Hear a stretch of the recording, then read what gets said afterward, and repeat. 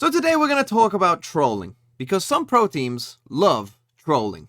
And EG, they did some trolling, okay? Because first off, EG somehow, and I really do mean somehow, managed to win all of the pistols in this game, all 4 of them, but they lost 3 of the second rounds, okay? Here's one on Pearl, you can see just there, they win the pistol, they lose the second round, and they managed to win both pistols on Fracture, but lost the second round both times. Now, in my stat collections for the forcing video that I managed to do, I did get a pretty large sample size of when teams save, how often do they win that second round of saving, and it came out to about roughly 9% of the time. So, for those of you wondering, what are the chances that someone loses 3 of these things in a round? Here's 9% times 9% times 9% all 3 times. Oh look, 0.0000729. Now, I did some calculations, and this comes out to roughly 1 in every 1,429 games. Now, here's the thing. I mean, there's even some extra stuff that you could add on as well, that a team has to at least win 3 pistol rounds to even have the chance of losing the second round 3 times, so it might even be less likely, but the point is that this is going to happen maybe once every couple years of Tier 1 Pro Valorant play, but EG managed to be our special case. Let's take a look at some of these rounds, shall we? Because we'll start with the first one that happened on Pearl here, round 14, and you don't need to watch any other rounds of Pearl, okay, to see EG's attack side, which was very bad, but this is pretty much what they did the entire time, okay? It was very one-dimensional, it was very much this, right? So, first step is to make noise so that they know where you are, right? That's step number 1 in the EG game plan, is make sure that they know, that you're here and that you're on towards this B site. The second step for EG is to then wait, make sure that C9 can fully rotate over to the site that you are wanting to hit, right? So take your time, wait for C9, be polite to C9 and let them rotate to the site so that they can have a stacked site when you start to enter in, right?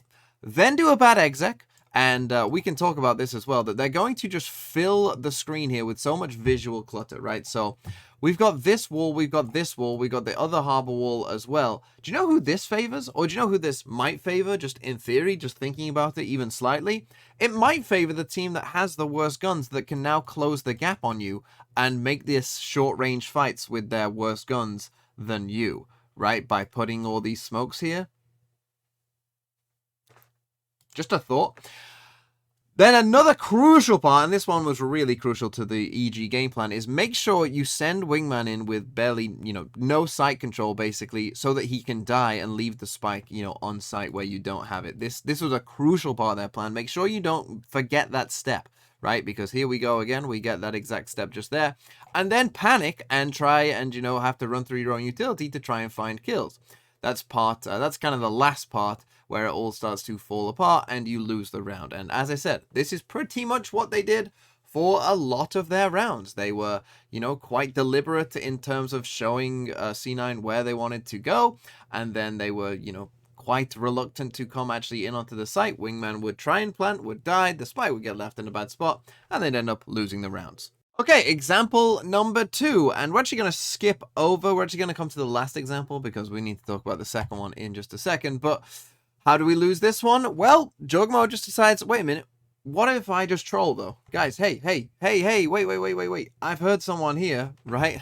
I know there's someone there, and I need stats, so I'm just gonna, get my eco kills, because my stats aren't great, so, I'm gonna need those stats, so that, you don't cut me or anything, right? Because I need stats. Okay, so I'm going to go hunting for eco frags because those are the easy kills to get because I need my stats.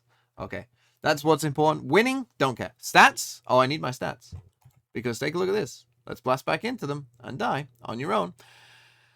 No util, no nothing, just a blast back straight into 4 people on against an eco. Why did we do this? Stats.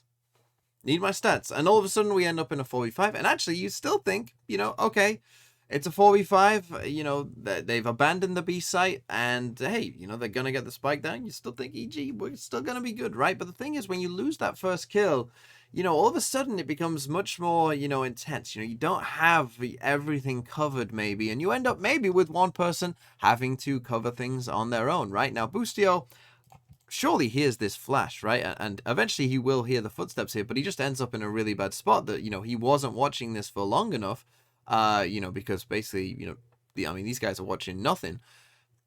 That he ends up in kind of a bad spot. And these guys, again, have been able to close the gap on him, very thoroughly. And so he ends up in a really bad spot where, he eventually actually tries to run away. And I mean, you look at the map now and it's like, whoa, you're in a lot of trouble there, buddy. And yeah, he dies just there. Not great. And so then we end up in this situation. And again, BCJ has smoked this off, again, allowing the worst guns to close the gap to him and actually smoking Boostio on the other side of him. And so, yeah, we end up in this spot where they end up all dying. And again, we lose another round. And it's just trolling from start to finish. Just absolute trolling. And that is how you lose these rounds. Now, before we come to the final example of this, where they were trolling and lost another second round, let's talk about this defensive setup, because I see a lot of teams, not just EG, in fact, I would say I see most teams do a similar setup to this, and it particularly annoys me when it is Killjoy doing it, okay?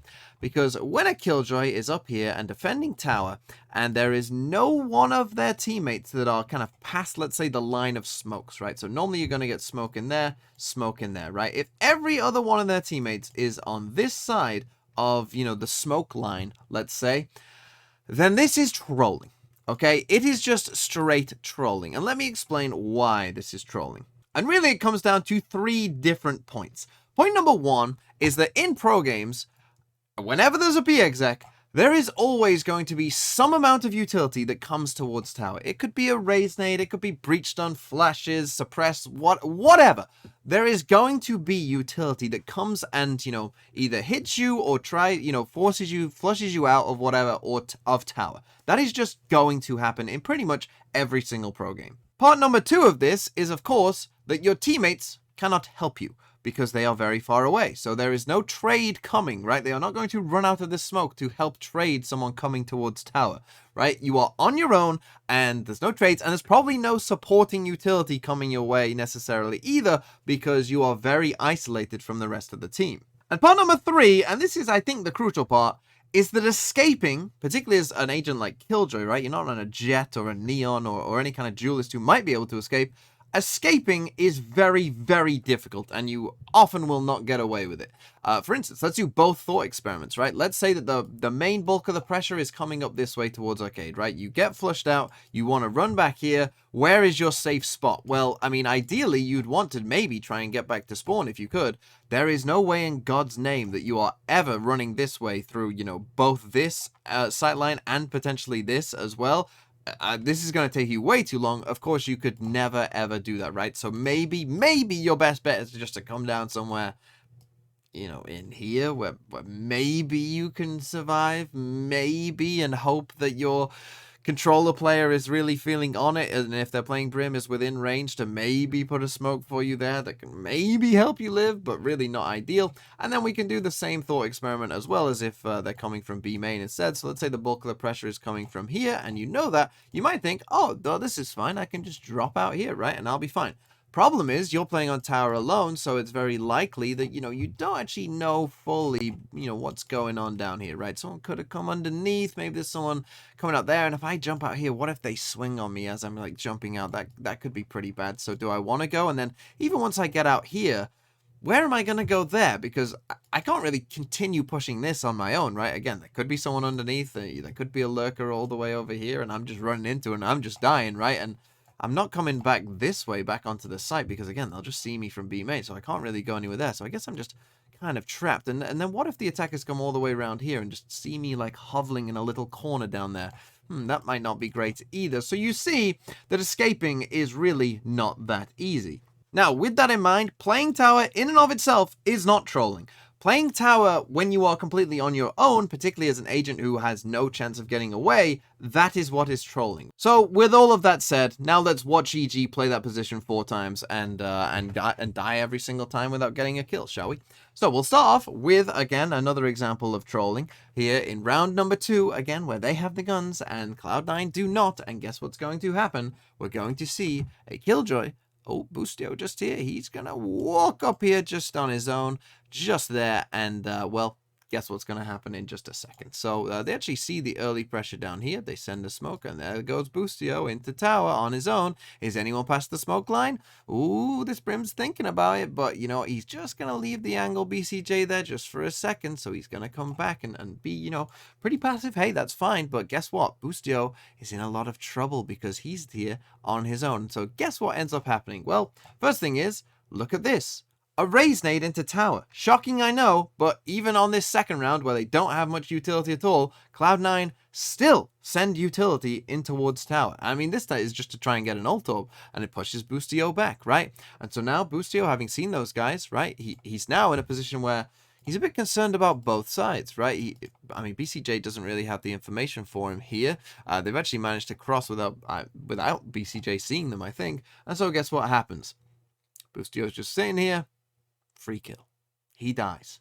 All of a sudden, we're in a 5v4, and the panic starts to begin for EG again, as yes, they are going to lose another one of these rounds somehow. C9, they take it slow. They actually, you know, just don't want to commit just yet. They're happy with the gun that they've got, and they're actually coming back towards A instead. We're going to get a trade here from Jorgmo as Rooney hits a nice shot. And okay, now we're in a 4v3. And now, again, the panic starts to set in, and, well, they kind of come back to B here, C9. Nice little round from them, as Ethan now is left on his own, and these players have no idea where the rest of C9 are. They push Ethan back, and these two has actually rotated towards A, so they're now, you know, on a long mission away, which means that Zeppa can safely get the spike down, and all of a sudden, we're in a 4v3, and guess what?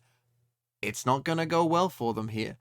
Because they're not going to quite check this box with Zelsis here, as he just manages to kind of perfectly catch the timing just before they come down that corner, and so Zelsis gets a free one just there, and then Zeppa manages to find Ethan with the gun he picked up, and then we're in a 3v1, and BCJ, you know, gives this a good shot, but it's not going to be enough, as we will see. Rooney's going to send the aftershock there, meaning he has to get off the spike. He actually comes and actually picks up a rifle as well, sends in a stun, and he's going to manage to kill BCJ just here. So that's how we lose another one. Again, just giving them a free kill by playing on tower completely on our own. Okay, next example. We're going to have Sova.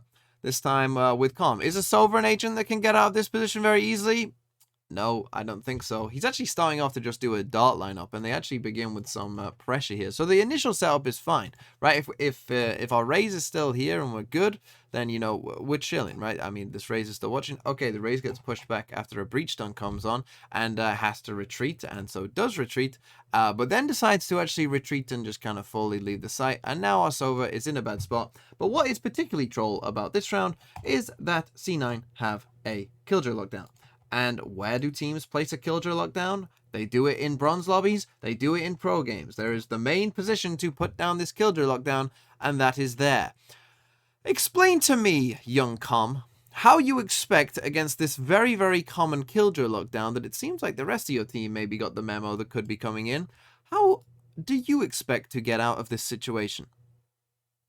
The answer is he doesn't, because guess what happens? The Killjoy lockdown's going to go in, and he's just gonna end up screwed, as he kind of realizes, wait a minute, I need to run all the way across the site. We actually get a smoke from BCJ, help him out. BCJ even, I mean, right here, you can see Jake here.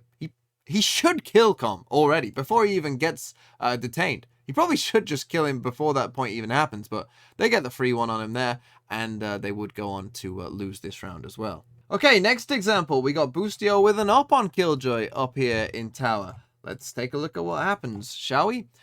Guess what's going to happen? First thing is, he's going to get flashed. So, again, you're going to get hit by util. Then he actually misses a shot. So he does have a chance there, but now as soon as he misses that shot, the nade comes in as well. And now he's just screwed, because guess what? Is there an escape from this position? Again, are we playing around a very common Brimult that comes in?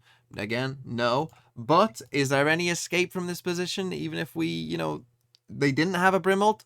Also, no. Right? And so guess what happens? Zeppa comes in. Oh, free kill again.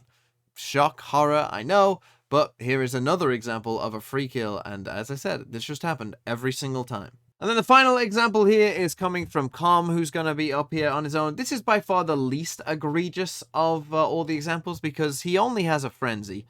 And they're on a save. So it's not as bad. And I will say that that might be one little caveat to this situation, right? If you do have, I would say, like, particularly a shotgun, you can play on tower on your own, right? And I won't flame you for it because, one, you're going to be less affected by stuns or flashes that come in there.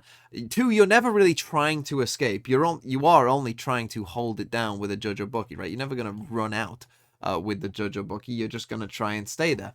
So, yeah, that might be fine, but, you know, in most other situations, not so much. And, well, this, again, it's, again, not the most egregious example because they're on a save and because he's actually doing a dart lineup for the rest of his team as well. So it's kind of like, sure, whatever, but it's just going to go to prove the point again that you are going to get hit by util and tower. Like, there's just going to be util coming your way, as it is here from C9. You'll see in a second that the stun is going to come in and Com's going to be on his own and he's going to die, right? Like, that is just going to be a common scenario to happen, and they would end up losing this round. It actually would end up being close, but they would end up losing this round.